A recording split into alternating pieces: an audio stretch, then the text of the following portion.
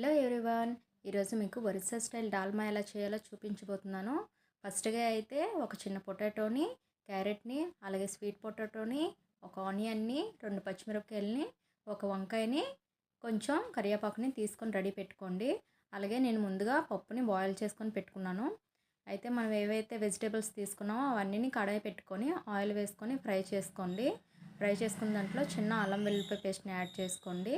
ఒకవేళ మీకు పప్పులో అలాంటి ఫ్లేవర్ ఇష్టం లేదు అని అనుకుంటే దాన్ని స్కిప్ చేయండి.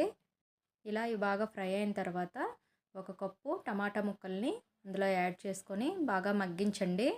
అవి బాగా ఫ్రై అవ్వాలి. అవి బాగా ఫ్రై అయిన తర్వాత మిగిలిన ప్రాసెస్లోకి వెళ్దాం. అయితే ఇందులో వెజిటేబుల్స్ ఇవనే కాదు, మీకు ఏవి నచ్చితే అవి యాడ్ చేసుకోండి, బాగుంటుంది. అయితే ఈ ఫ్రై అయిన దాంట్లో మనం కొంచెం సాల్ట్, పసుపు, అలాగే కారాన్ని యాడ్ చేసుకోవాలి. మనం కర్రీ ఎలా ప్రిపేర్ చేస్తామో ఆ కర్రీ ప్రిపేర్ చేసుకునేలాగా ప్రిపేర్ చేసుకోండి. ఇవి బాగా ఫ్రై అయిన తర్వాత ఫస్ట్గా అయితే నేను ఒక కప్పు వాటర్ని యాడ్ చేస్తున్నాను.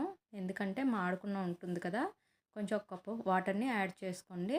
నెక్స్ట్ అయితే మనం ముందుగా రెడీ చేసుకొని ఉంచుకున్నాం కదా పప్పుని, ఆ పప్పుని యాడ్ చేసుకోండి.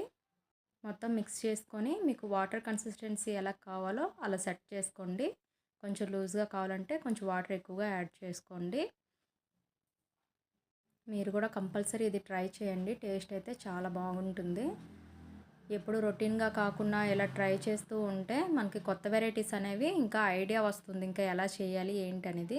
ఫైనల్గా అయితే నేను కొంచెం కసూరి మేతి యాడ్ చేసుకొని మూత పెట్టుకున్నాను. ఫైనల్గా అయితే మన డాల్మా రెడీ అయిపోయింది. తాలింపు ఇంకా వేసేసుకుందాం.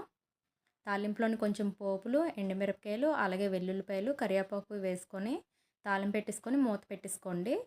ఫైనల్గా అయితే ఒక బౌల్లో సర్వ్ చేసుకొని కొంచెం నెయ్యి వేసుకొని ఫినిషింగ్ ఇచ్చడమే. అదిరిపోయే డాల్మా రెడీ.